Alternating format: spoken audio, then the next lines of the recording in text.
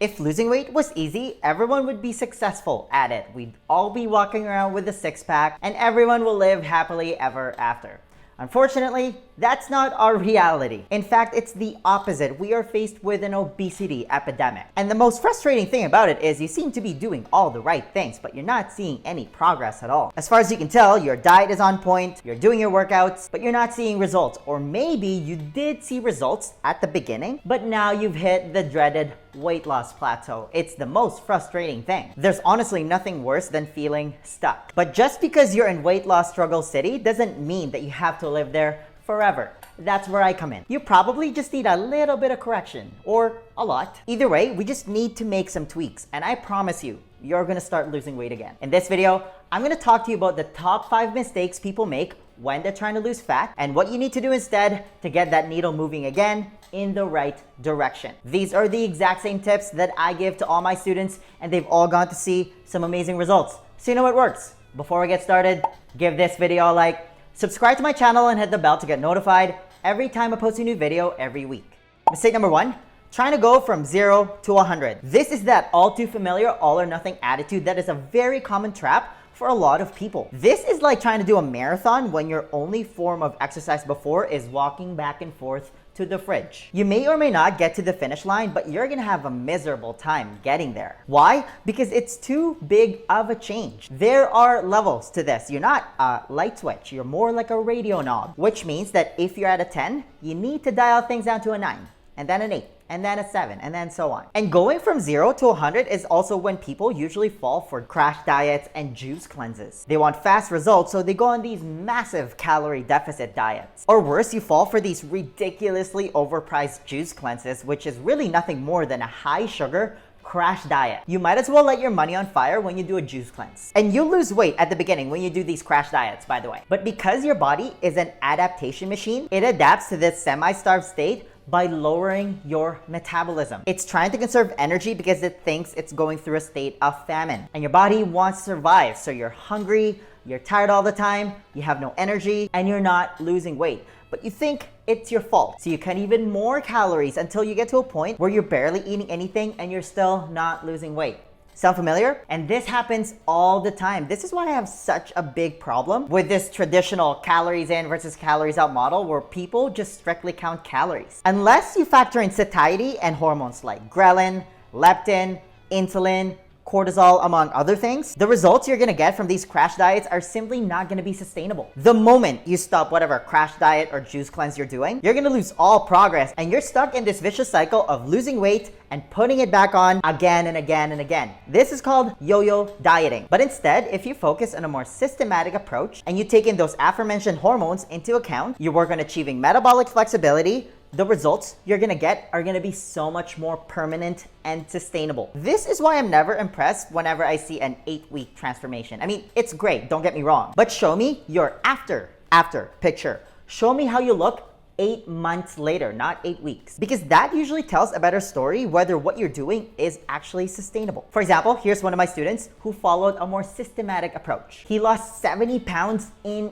8 months. In the grand scheme of things, 8 months is not a very long time. But here's the kicker. 1 year later, that's how he looks. That's why I'd rather pick a more systematic approach than a crash diet, because you want long-term sustainable results. And if you want a more systematic plan on how to do this properly, then check out the link at the top right-hand corner here. But when people go into this with unrealistic expectations and they don't see results right away, they quit. They don't give their diet enough time to work. Like if you're trying to lose 20 pounds, for example, it didn't take you 2 weeks to put on that weight. What makes you think that you're just gonna magically lose it in 2 weeks? Mistake number 2 is this whole notion of everything in moderation. This is when people say, oh, I'm just gonna have a little bit of any food, you know, everything in moderation. It's okay. Well, if that's the case, then you're basically also saying that obesity in moderation is fine. Diabetes in moderation is fine. No, you need to make some pretty sweeping lifestyle changes if you want results in this. Because everything you've done at this point hasn't worked. In fact, it's led you to where you are today. Whether that's your fault or not is irrelevant. What I mean by that is if you're a good citizen and you follow the government recommendation that is the standard American diet, you're gonna be overweight. 88% of American adults, for example, have some form of metabolic dysfunction or insulin resistance. That's almost 9 out of every 10. So whenever I hear this, everything and moderation get tossed around, to me, it's just a sign that people aren't fully committed. They're not ready to change. They sorta kinda just want it, and that's fine. Just don't expect life-changing results with whatever moderation effort you're putting in. Or as Mark Twain puts it, everything in moderation, including moderation. Number 3, you're relying too much on crutches. And I wanna highlight 2 of them.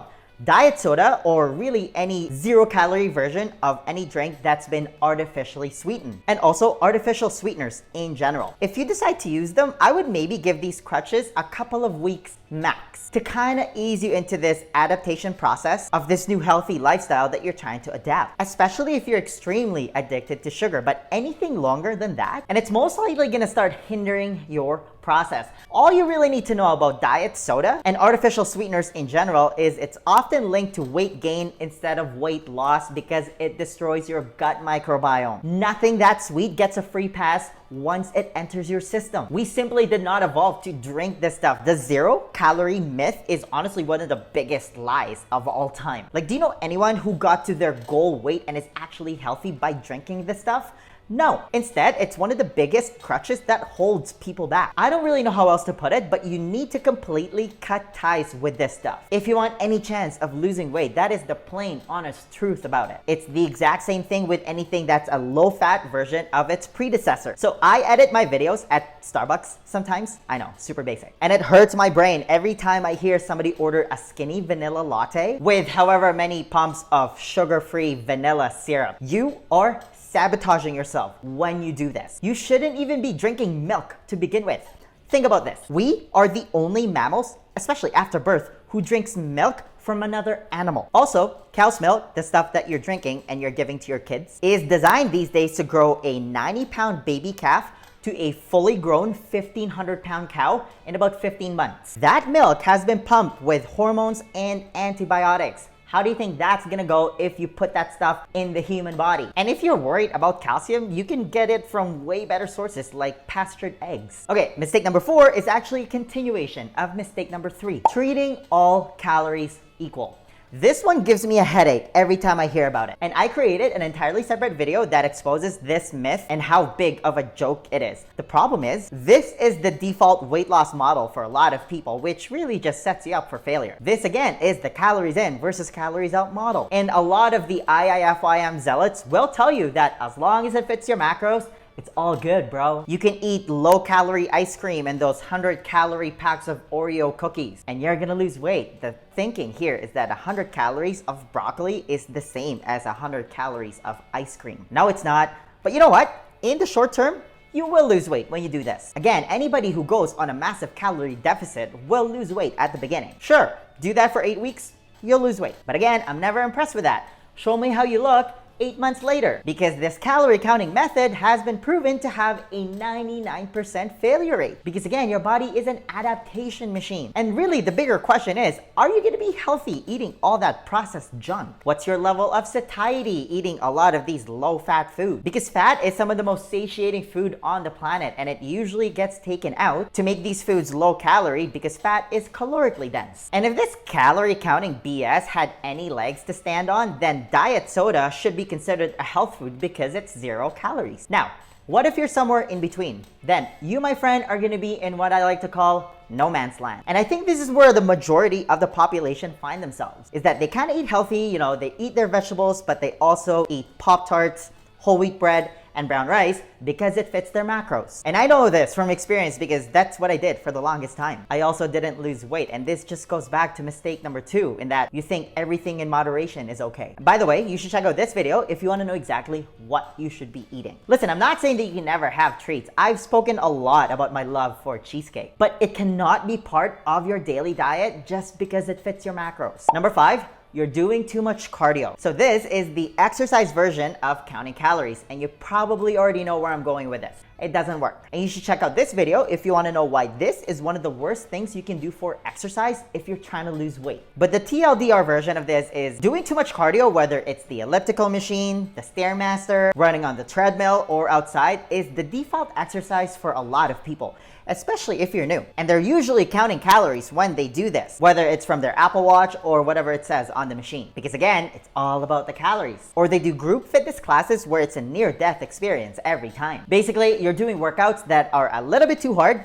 a little bit too frequently, with insufficient rest. Well, it has now been scientifically proven that calories burned during your workout does not translate to fat burned in your body. And if you've been struggling to lose weight all this time, even though you work out 7 days a week, you already know this to be true. You have the right intention when you do this, but the wrong execution. Because chronic cardio leads to massive sugar cravings. Notice how you're always craving something sugary after your workout? And this gets even more amplified if you sip on Gatorade during your workout. And don't get me started with Gatorade. But the bigger issue here is chronic cardio workouts leads to chronic stress. Remember, exercise is a type of stress in your body, and chronic stress leads to chronically elevated cortisol levels. That's your stress hormone. And chronically high cortisol levels leads to chronic inflammation in your body, which opens up Pandora's box to all sorts of nasty disease. Imagine that. Your daily cardio workouts could actually be harming you. Human beings did not evolve to run every day. Instead, we evolved to move constantly, like walking, hiking, climbing trees, swimming, lifting heavy rocks, and other stuff. And we evolved to sprint when we're hunting or when we're being hunted. And there is a big difference when it comes to the physiological response of your body between running for 30 minutes and sprinting. And I'm not saying that you should never do cardio, like, I don't know, a couple times a week. Go for it. But keep it short. And again, if you can get into doing sprints once a week instead, and I'm talking 15 seconds of all-out effort, and you do that for a few rounds with sufficient rest in between, that's gonna yield way better results and can actually turbocharge your fat loss instead of spending 45 minutes on the elliptical every day. And I always like to say this, if you can watch TV while you're working out, you're doing it wrong. Because when you sprint, your body has to raise your MET to 30 to support what you're doing. MET, by the way, stands for metabolic equivalent of task. When you're completely sedentary, for example, it's at 1, just for reference. But your body has to work 30 times harder metabolically when you sprint because it thinks that you're being chased by a saber-toothed tiger. This is the good type of stress. And you can bet that your body is gonna trigger a positive physiological response to this acute hormetic stress.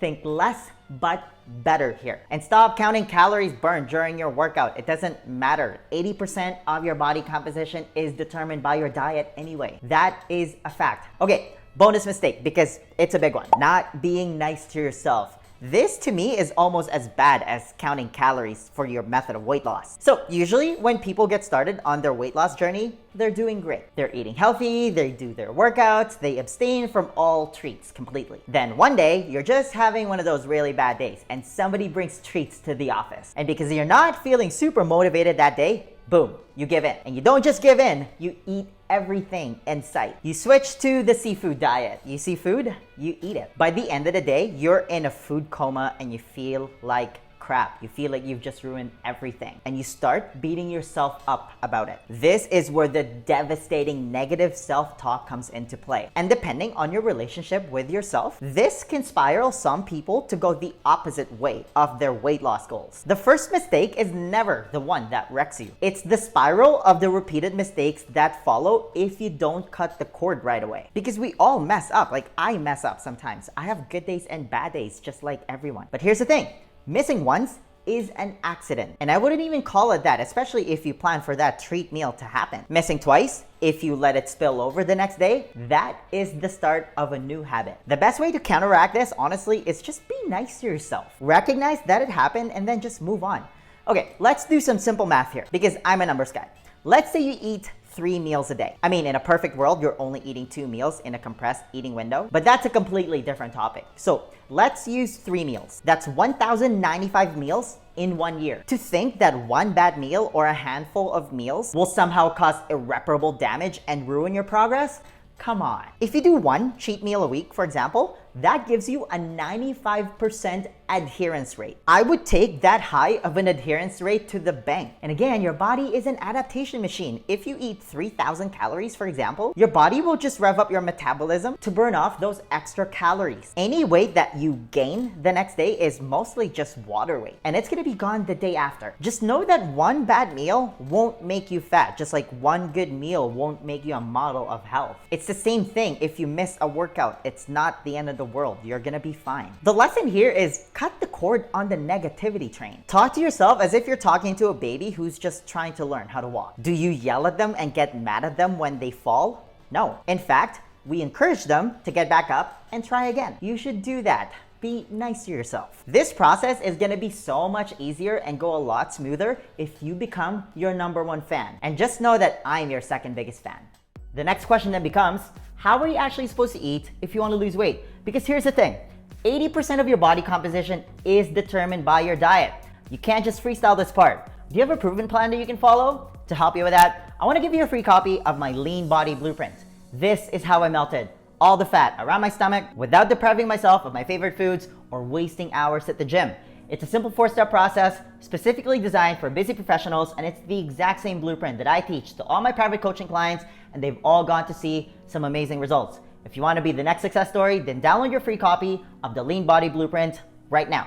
There's going to be a link somewhere at the top here or in the description box. Just click on it, type in your email, and I'll send it to you right away. All right, that's all I've got. Give this video a thumbs up if you enjoyed it and share it with your friends. Please subscribe to my channel if you haven't already. I post a new video every week. And hey, leave a comment below if you have any questions about this video. Thanks for watching, and I'll see you in the next video. Virtual high five.